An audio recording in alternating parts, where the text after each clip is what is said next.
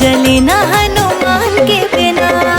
दुनिया चले ना श्री राम के बिना, राम जी चले ना हनुमान के बिना। दुनिया चले ना श्री राम के बिना, राम जी चले ना हनुमान के बिना। दुनिया चले ना श्री राम के बिना, राम जी चले ना हनुमान के बिना।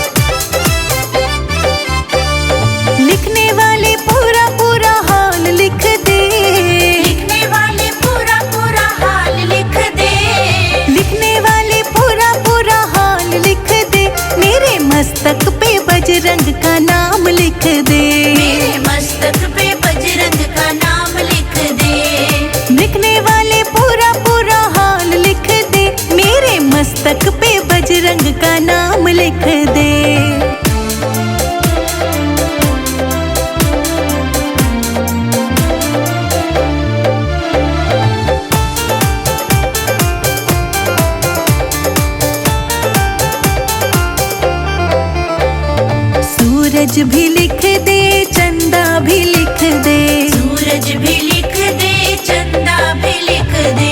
सूरज भी लिख दे, चंदा भी लिख दे। सूरज भी लिख दे, चंदा भी लिख दे। तारों का पूरा पूरा हाल लिख दे। तारों का पूरा पूरा हाल लिख दे। मेरे मस्तक पे साला सरधाम लिख दे। मेरे मस्तक पे बजरंग का नाम लिख दे। लिखने वाले पूरा पूरा हाल लिख दे। मेरे मस्तक पे बजरंग का नाम लिख दे। मेरे मस्तक पे बजरंग का नाम लिख दे।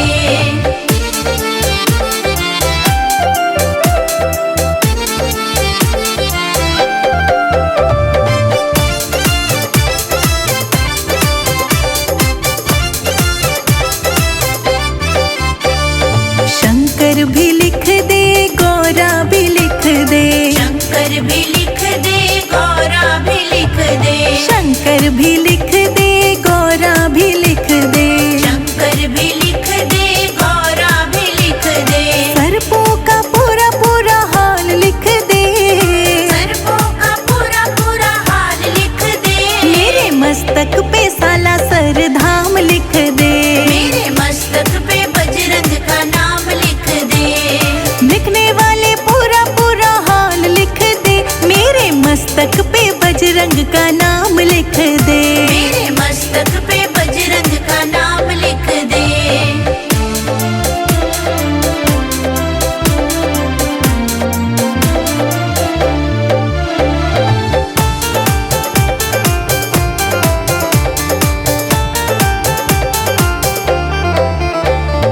विष्णु भी लिख दे, लक्ष्मी भी लिख दे।